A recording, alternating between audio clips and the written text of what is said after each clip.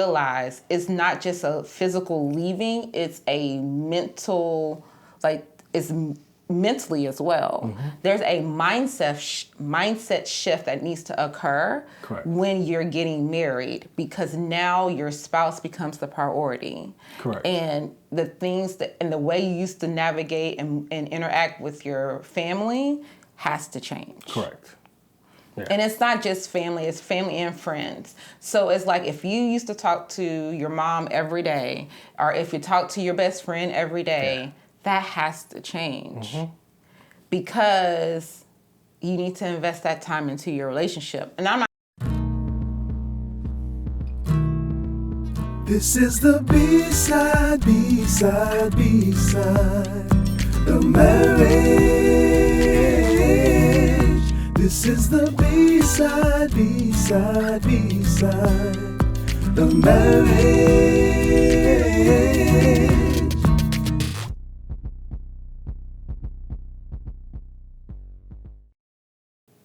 Hi, and welcome to another episode of the Bside of Marriage podcast. I'm your host, Rashonda, and this is my husband and co-host, Jason. And here at the B-side, we talk about everything related to marriage. The good, the bad, the real, the A, and the B-side. So if this is your first time joining us, welcome. So happy to have you here. And if you're returning, glad to see you came back. We just want to make sure that you guys, make sure that you rate, review, comment, all the things on all the channels. Like it. Because, we're there. As well, follow us on Facebook at The Bside of Marriage and on Instagram at Bside of Marriage. Yes. All right. Now on to our first segment where we call it the A or B side. That's where we share either a positive or not so positive moment from our week. So I'm gonna go B side. Only that it's something that as our children get older, they get into this teenage phase, and it's learning to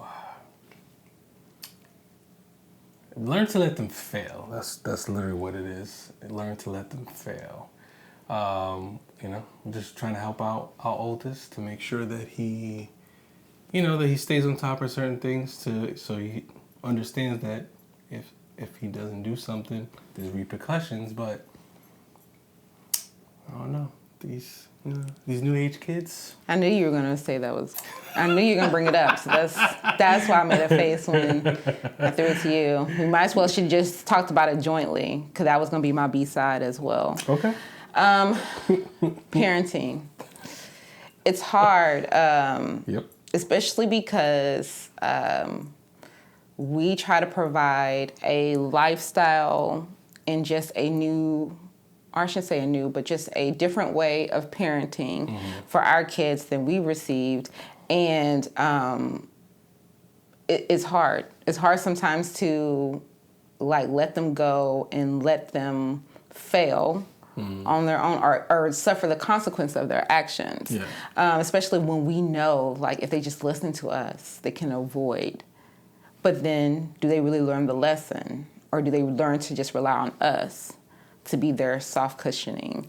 So we are trying, I am preparing myself to be there to support him if he does indeed have to learn a hard lesson. Yeah. Because that I've provided him with guidance, I provided him with advice, I've provided him with the resources. And so, and his teachers have as well. So if this is something that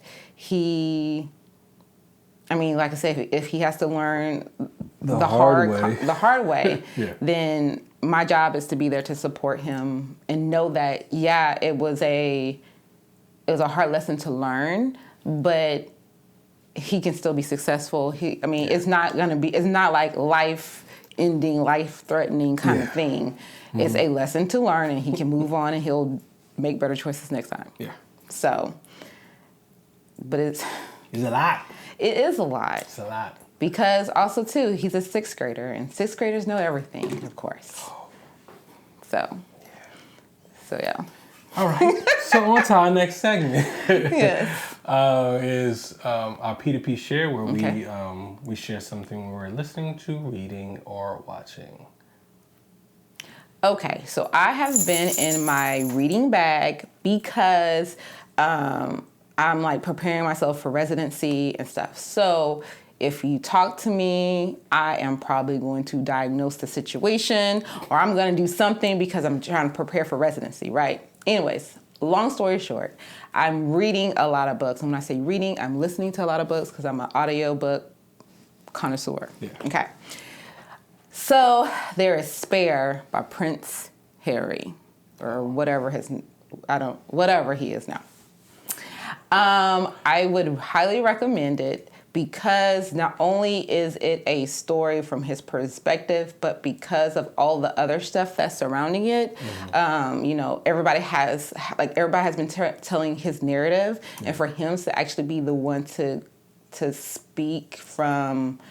To basically control how his story and how it's released and what he wants to say was just very interesting to see compared to the tabloids and the institution and all that stuff. So just to kind of see or kind of hear what he experienced and experienced growing up, and for those who like psychology and stuff, just to kind of see how his family of origin story is impacting him. You love a family of origin. I do love family of origin. But because it impacts the way that we live our lives, even as adults. So that's why just to hear it from his perspective was really enlightening to me. Okay. For me, I've been listening to the Bible Project podcast. They have an app, but in the app you can listen to their podcast, and I kind of really been focused on, not so much focused, but I've been led to get more, but listen and hear about and read more about, the Holy Spirit, the angel of the Lord, all those things is kind of just, for me, I've been kind of diving into that kind of to hear more about it. And get a better understanding for myself, as well as, like I said, I'm taking what I'm listening to in the podcast as well, and going into the Bible and looking at these areas that they're talking about, and it's kind of enlightening for me just to, like I said, just to hear, not contrast, but Different translations. And different interpretation. Yeah, it is, because they do talk about the Hebrew, a lot of Hebrew meanings for stuff. So. And it's I learned a new word, ruach. That's how they gotta say it. Okay. That's spirit, wind. So I just learned a new word. I was like, oh, okay. Oh, sorry, you're gonna be like, nope. And the Hebrew word. No, I'm not. No, I'm not. But that's something that y'all should listen to. Okay. I thought that was funny. All right. So what are we talking about today, babe? We in our Season 3, our first episode was talking about how we're doing things. One of our words is being intentional, and through us being intentional, we actually do a devotion, every morning, every other morning, where we sit, read a devotion, and we have discussions behind it. Yep. And on one of our discussions this past week, my wife brought up an interesting question, and she said, do you think we were intentional when we first got married, or was it something we learned along the way? So it was something that when she said, I was like, that's a good question. And so that's kind of where we're going to go today. We're going to talk about being intentional in your marriage. All right, let's go. So I read a quote, and the quote is, a healthy, strong marriage doesn't happen by accident. When a married couple displays intentionality, they are being deliberate in their actions, purpose in their plans, and voluntarily. I can't say the word. Voluntarily? Yeah, voluntarily. I don't know why I couldn't say that. Acting in the best interest of their marriage, not themselves. So, I guess we kind of talked about it, but I'm gonna. So. Okay. What made you ask me that question when you thought about it? When we was doing our devotion, what kind of where did that come from? So it was in relation to the scripture where it says a husband and wife are supposed to leave and cleave to each other. Okay. And so it's easy to see things with rose-colored glasses on. Like, it's easy for us to reflect back on our relationship and say, right, like when you've gone through the storm, now, the sun's back out. Yeah. It's like, oh, well, we always were this way. Yeah. But that was not the case because there's it was before the storm and then the actual storm. Mm-hmm. So that's what I was just thinking, we say that now, like it's easy for us, I should say it this way. It's easy for us now to be intentional because of the foundation we've laid. Okay. But that foundation didn't exist initially. Mm-hmm. No, so that's why I was just kind of wondering, did we happen on the boundaries that we set did we happen on those boundaries, or were we really intentional about setting those boundaries initially? Correct. So that's where that came from. I kind of give you my response to it. It was that we were very intentional about the things that we did when we were together. Like I said, because we did a long distance relationship. Yep. So now that I think about it more, yes, we were very intentional, because even us having to meet up with each other in certain cities, it was very intentional about our relationship. Mm-hmm. So when we actually got married, it was the same thing. We had that same intentionality, with our family. Even just when we got married, we literally just said, no, we're not doing the traditional. We're going to do a destination. It's going to be adults only, no kids. Some people got upset about it, because they couldn't have their kids in the mm-hmm. wedding. Like all those little things, but we set those boundaries early. And I think those boundaries has helped us continue to, be intentional in the things that we do. Yeah, I'm not saying we've always done the best at being intentional, but we laid that groundwork early, and I think we continue doing it now. So I would agree with that. I would agree with you on that. Also, I think that we were different. Like, we were different individually. Oh, okay. So when we came together, we were okay with doing things differently. Meaning, for me, I was the baby of the family. Mm-hmm. I chose a untraditional, first job. Okay. So it was just like, I have been the one to do a lot of things kind of my own way. Gotcha. Okay. Which is also the reason why, because I did things my own way and was okay with taking chances and doing things differently, was why we met. Yeah. And even with you, you are not the youngest, or anyways, it's difficult, but you know what I mean. Like, you came from a unique situation, so you're used to doing things a certain, your way. That's true. Yeah. But we still had close connections to our family, but we were also still very much willing to do things differently. Correct. So then when we got together, we had to be intentional, first of all, through the dating process. Correct. And actually dating and seeing each other. We had to be intentional about that. Yep. Especially when I stopped traveling. Yeah. For work. Mm-hmm. It's easy, like I said, it was easy when, I'm traveling for a client, so every other weekend, literally we could do that. Yeah. But then when I stopped traveling for work, then it was like, well, how's this going to work? Yeah. So, being intentional through that, and then setting the boundaries. Now, I will say early on, we did say this is what we're going to do, because we were protecting, I guess, our wishes and stuff, but we didn't always. I don't want to come across saying that we set all the right boundaries and we set enough boundaries. Correct. Initially. Yeah. That part has been a growing process. There was some things that we had to,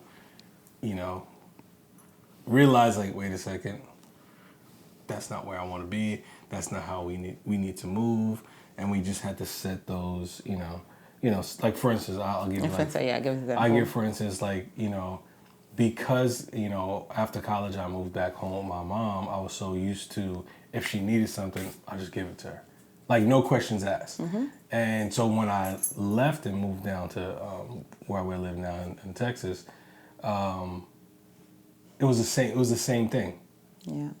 And then that was this conversation we had to have, not gonna lie, it kind of stung a little bit because this is what I'm so used to doing all the time. But I had to also get in my wife's shoes and kind of feel empathy and understand why she felt this way. And then for us to say, okay, you know what? If any family member, our parents need something, we got to first discuss it, make sure that we can actually really do it before we start just shelling money out. So right, because like I said, he has a very complicated family, and so it's just because I'm just saying because like nieces and nephews, like it wasn't just parents, it's just kind of like any family member. When you're used to being able to just help them out, and then now you have a spouse, and yes, now you need to talk about those things before just automatically relying on it. Because too, and that was something that had to be said because other family members knew that, I can't just automatically go and ask. Yeah. Well, they can't automatically go and ask, but there could be a no. Oh, yeah. And that was something that was a shock on the other end, too. Yeah, because they're just used to, you're used to doing things a certain way, whatever. And so, so that was something that, we had to talk about. Yeah. And I guess, how do you think that not say feels, but as being a parent in this situation of boundaries, how do you think, I guess, on the flip side, like if we were the parents and our kids set boundaries, not to say that we would be like, oh no, you can't, but if it was on an end where the parents did not want to agree to these boundaries. So it goes back to the scripture. Like the scripture says, you are to leave your family and cleave to your spouse. Correct. And as a parent, I would hope that I can put my personal emotions aside to then respect the boundaries that my child is setting for me. Because I don't want to risk a relationship. I don't want to risk the loss of that relationship over me not being respectful. Correct. Of that boundary. Okay. So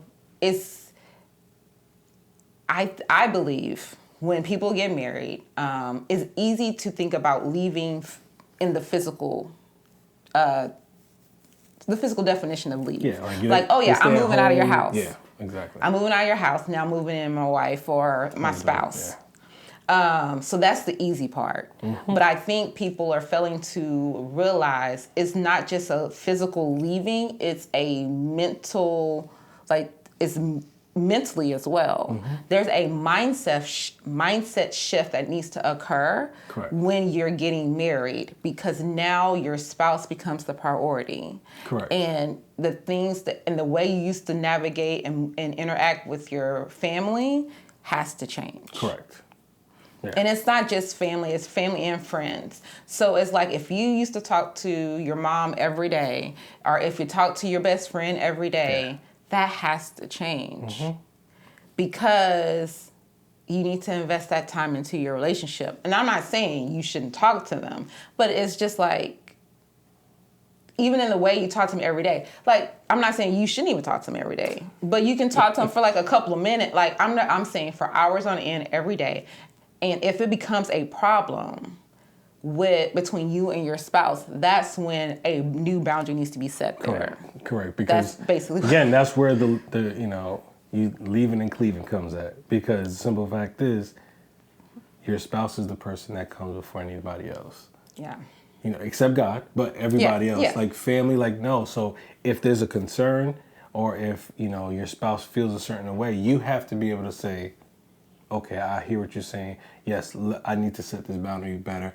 If you don't know how to do it, that's where you guys talk about it. You don't go to you don't go to the outside source again to ask how do you do it. No, you talk it over, and you guys get an understanding of how you want to do. And then as well as being, like I said, I don't like to say the word check, but yeah, that's what you're there to do, to help them get through. So like, if there's a time where you feel that they're talking too much to whoever that is, you can be like, that's what we use the safe word. You can say the safe word so they can be like, okay, I need to dial it back.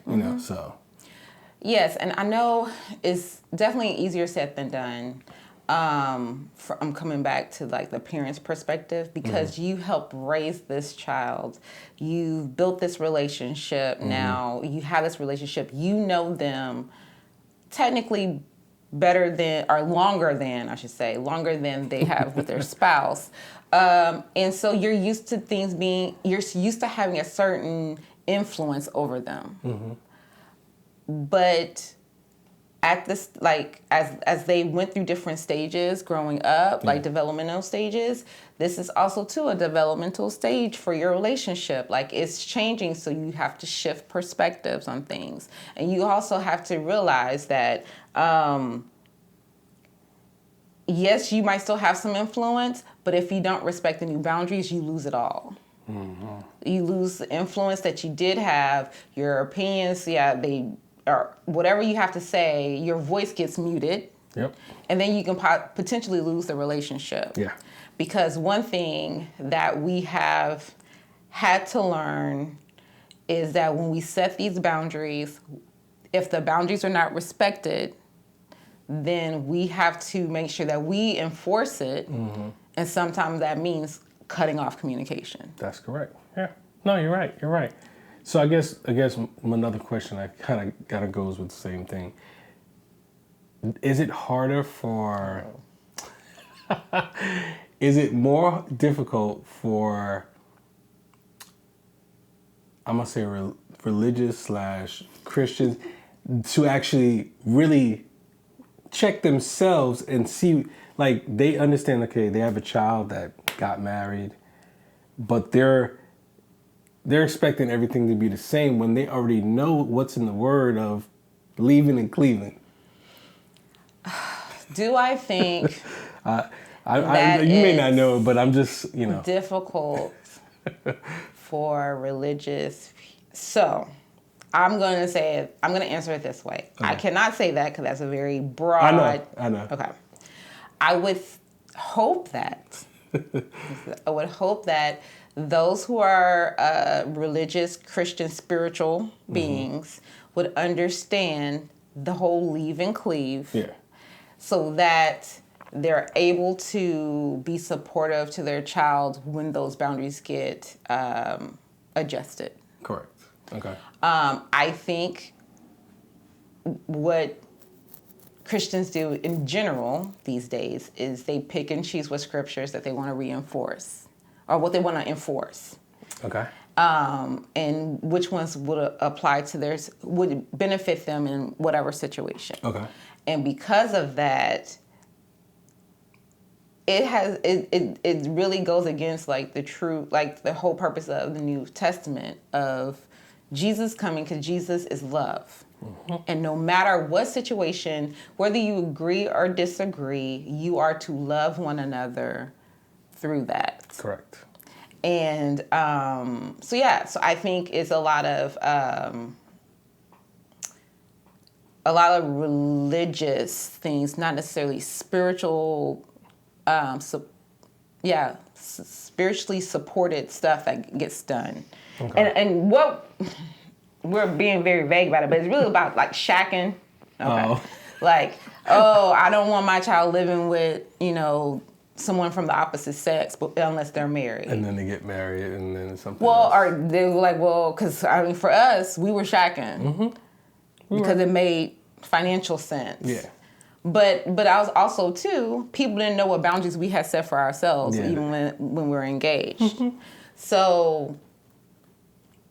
That was a boundary that was already set. But it also too wasn't anybody's business. That's the other thing. Yeah. So that's why I was like, we go around, and Christians go around and they're like, oh, don't do this, do that, don't do that, whatever. But at the end of the day, I don't know your heart, and also I don't have a heaven or hell to put you in. Mm-hmm. So my job is not to try to judge you, it's to just love you, through whatever you're going through. Yeah. So I think, I can't say that if it's harder. Yeah. I would hope that they would have a better understanding of why the relationship would have to shift. Okay.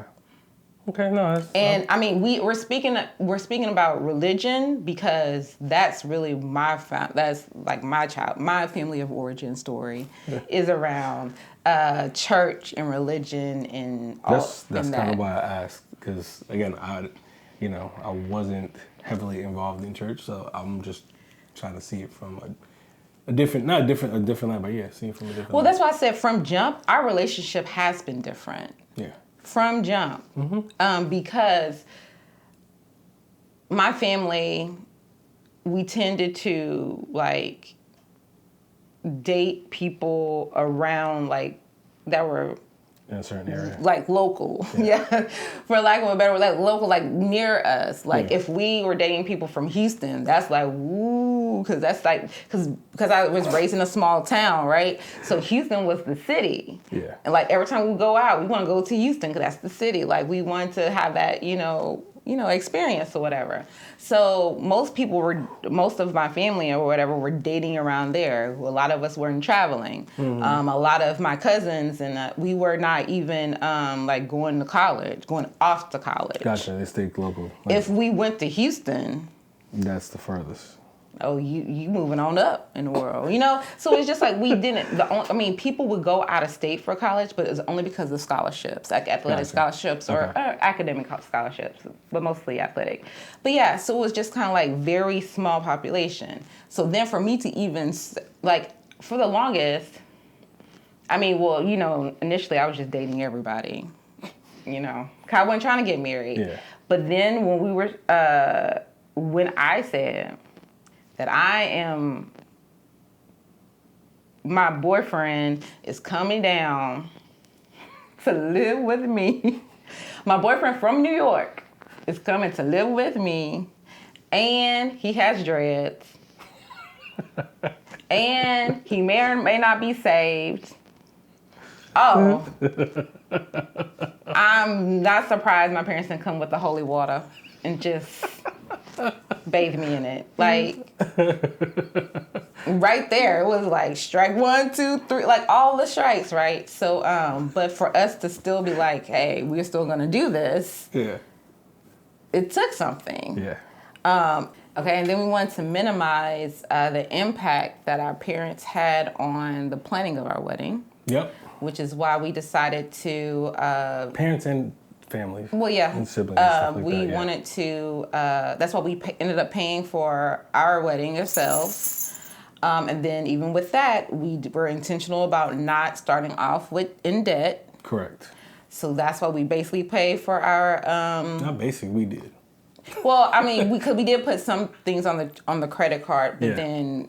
That month when it came, we paid it all off. Yeah. But so we paid for our wedding. We cash flowed our wedding, so we didn't have that in our honeymoon because of the way we did a destination wedding. We were able to combine 2 in 1. Yeah. And so it's we were making these, we were making these steps because this is what we wanted to make sure that we were protecting our connection even throughout this process of engagement, of wedding, and even newlyweds. No, that's true. So okay, so I kind of came up with some things that we're doing, currently, as being intentional. Okay. And I'm kind of just gonna go through them and we kind of discuss them. So I first got one. Okay. Go ahead. Okay. No, go ahead. Yeah, you can. No, what's the first one? Let me first, basically, it's connecting daily, our connection. If it's us praying together, of us just being thoughtful. Like I said, there's a lot of that can go into being thoughtful. It could be just something that's leaving notes. It's, just for me, because we're, this is my work wife, as I said. So she's right next to me. Yes. So I can come over and just, breathe on her neck and just mess with her. Sexually harass How would we? in the workplace. There is no HR up in here. It's me and you. I'm just So saying. so things like that, and then just, us doing our devotional every morning, us talking through it, and I think, and praying together, because I think doing the devotional helps us to communicate on things that we may not be thinking at that moment, to help us have, a dialogue. And again, the devotionals doesn't give us say, okay, talk about this. It gives us, we're doing it's a scripture, and then it basically goes over that part of that scripture usually, or that's tied to that scripture, right? Mm-hmm. So from there, that's where it's just, as we're talking, it's just, we're just communicating. We're having, it's not like the 5 levels of communication. Season 1, check it out. Where we're not just that top level 5, where it's just, what is it? Trying to think what do you call it?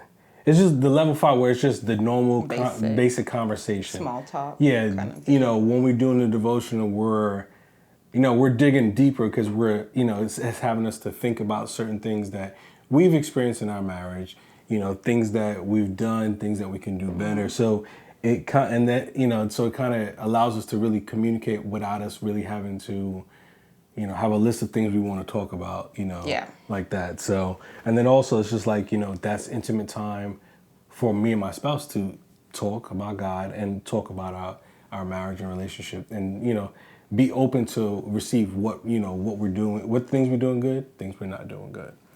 And how things are landing with us. So yes, it's a time for us to talk about whatever the topic is, but then sometimes it's just I see something's on your mind, or I see how did you feel about, Correct. We were, talking about, XYZ. dealing with our son, Yeah. okay? And so it's how did you feel about that? This is why I think maybe we should try this approach, or do you think we should try something different? It's just really, even how are the day's events, society events impacting that's true. them? Because if it's impacting them, it impacts your relationship. No. So we also use that time. That's talk true. about that. That's good too. And then another one that it's basically, I put it under support, not really, that's how I kind of phrased it. Speaking in love, using words that are, positive, not negative, or bringing your spouse down. Just cultivating those words that you're speaking over your wife, that are, so it's not a negative thing. As well as being your greatest fan, just being, your champion of, the things that you're doing, not just at work, but if it's in school, whatever it may be, being your spouse's greatest fan. And then kind of something I said earlier was about empathy, being able to get an understanding, being in your shoes about what you may be feeling, what your spouse may be feeling. Mm-hmm. And I kind of wrote it as,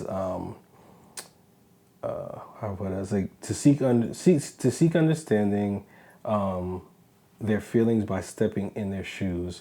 Our spouses are not us. And I kind of wrote it like that. Spouses are not, so we need to be able to listen to them with the intent to understand and not to try to fix. And I say that because as a husband, I'll try to fix it. That's what I was going to add. Oh, okay. Well, because I think we get confused when we're trying to empathize. Yeah.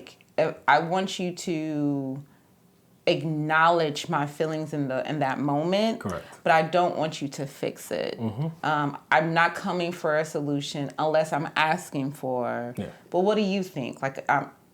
If I invite it, if I bring it up at that point, then. But empathy is truly about recognizing and attempting to understand where that person is. Correct. And not making it about you. Mm-hmm. And that's something I was going to add. It's no, because it's, I was gonna say, okay, basically you can, when you're talking, ask a question. How do you feel if I'm understanding about what you're saying? Like you can ask this. It doesn't have to be right in that moment, but that's something you can ask. Like, okay,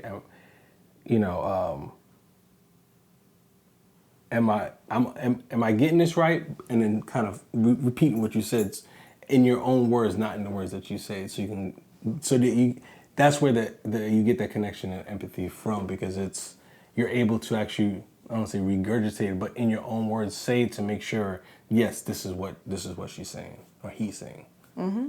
Okay. And then something we said earlier is like love daily means choosing to put your spouse's needs above your own and honoring them. So prioritizing your spouse over everything else. And we can put meetings, work ahead of your spouse. Yeah, that's true. Yeah. This, I think, is the main thing. This is something that we've had to work through. Yeah. Because that cell phone, oh man. It's so easy. It is so easy to be a distraction, spend more time with, and you don't even realize it because you thinking it's just like, oh, I'm just going to check this message, or I'm just going to be on TikTok for a second. And then 30 minutes later, you're still doing the same thing. And so, and it's so easy because we have so much on there. Like we have, not only is it a phone, but it's like, the internet, it's games, it's text messaging, it's email, video chat, email, it's all the things, and everything has an app. Yep. And so even it's like when we're taking notes, it's everything. And so because of that, we always have it in our hand. And then it's also but it's a disconnect. Correct. It is a disconnect between you and your spouse. Is a disconnect also too in if you're trying to communicate something and you get a notification, you're like, oh, what's that? Like that's distracting. That seems like you don't think that what I'm talking about is important. Yeah. And although we try to pride ourselves on, oh, well, we can multitask. I know why. Every situation doesn't need to be multitasked. Correct. Like sometimes just let it go. You got to put it down and be like, I'm going to prioritize my spouse and what my spouse is saying over this notification or what I feel like I got to jot down so I don't forget. Like, if it's that important, it will be brought back to your remembrance. Yeah, and then that again, that's something. As you're working through it, that's another question you can just ask your spouse is like, am I prioritizing? Do you feel that you're my priority? It's a simple question, but understanding that when you ask this question, be ready. Be ready for the answer. Don't be defensive. Be able to listen to, understand, empathize what her response is. Again, it can be positive, it can be not positive. I'm not gonna say negative, but say not positive. Okay. So negative. But then on top, you also, if you're listening, you also have to be willing to make the change to whatever, whatever that is. Well, and even when and I was gonna say, like, if you get asked that question, speak from your feelings, not from attack. Okay. So if you were to ask me, do I feel like you're like, do I feel like I'm a priority for you? I have to get it right. Yeah. I would be like, at this moment, I don't feel as though, because I feel XYZ disconnected because you always have the phone, or I feel like not my needs. I feel like what I care about is being minimalized because of whatever. Yeah. But I'm saying you always like why you feel that way, because yes, your feelings, yes, they are your feelings, but that doesn't mean that was their intent for you to feel this way. And it does not mean it's fact. Yeah. So that's why you just got to make sure that this is how I feel. I want you to acknowledge this is how you made me feel. But that doesn't mean that they were intending on making you feel that way. Correct. So I guess, do you have any That's pretty much all I had. Would you have anything else that kind of add on to anything we said? About us being intentional now? Well, Yeah. I would say before we even did, like before, well, when we decided that we were going to get married, we were intentional about getting premarital counseling. Okay. Yeah. I think that is something that everyone should do. Correct. Because when you're dating, I heard someone say, put it like this, like when you're dating someone, you're dating the PR department. PR? Yes, public relations department. PR, they're going to make sure you see the latest and greatest, everything's shiny, everything, like when you go to like a marketing event, like, you know, they're going to have all the swag bags, like they're rolling out the carpet for you. But then when you say I do, the PR department, we on to our next client, okay? They didn't move on. And some of the things that you get that were being done initially are no longer, they either one are no longer being done or they're being done and now I expect you to do it. Okay. And so that appreciation may deteriorate. Yeah. So I say all that to say, when you go to premarital counseling, it causes you to think about things that you don't have the foresight to even know that you need to care about. Mm-hmm. Because you're living your best life when you're dating. The lovey-dovey phase. Yes, yeah. It's easy. Mm-hmm.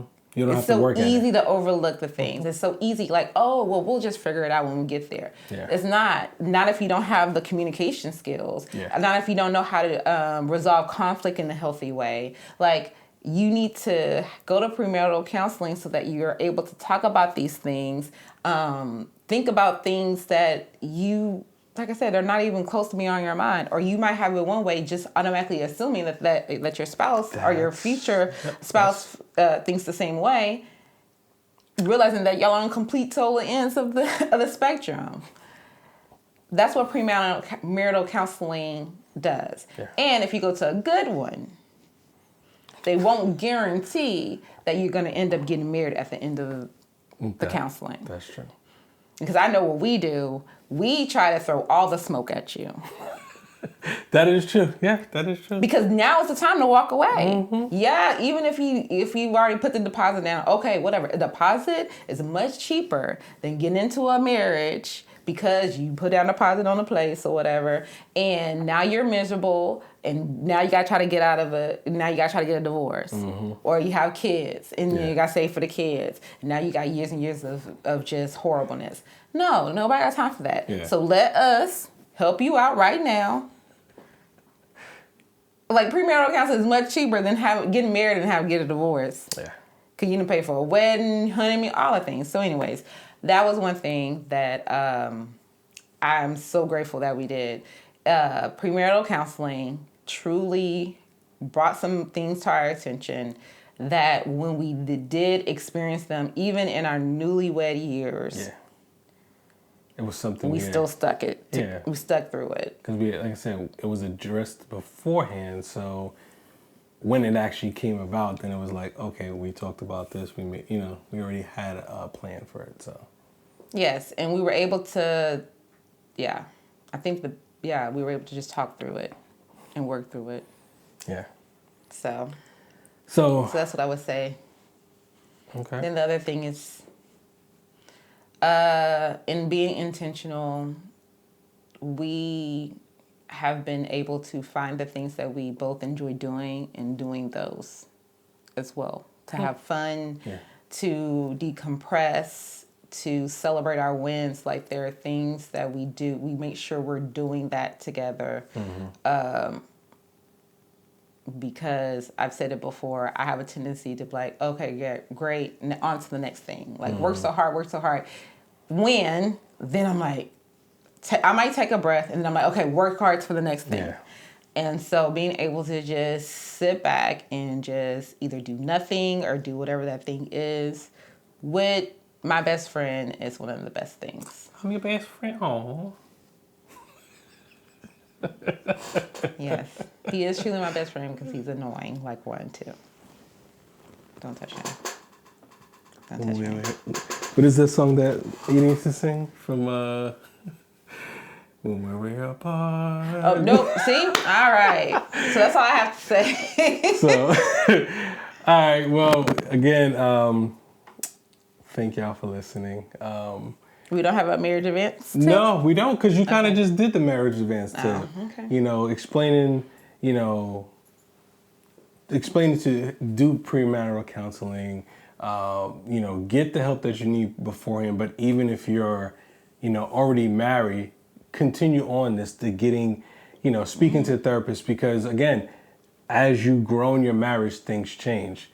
And we didn't even talk about reestablishing boundaries. But things are changing. So in that change, you both need a third party to have a conversation with to get you guys back realigned. Mm-hmm. So, but yeah, like I say, you did the marriage tip, so that was kind of just adding on to that. So yeah, I wanted to say boundaries fortify your marriage against all things. Okay. All right. Well, like, subscribe, Share. Share. Until next week. Yeah. Until next week. I thought it was something else. That's what until next week. Because the real work begins at I do. Peace.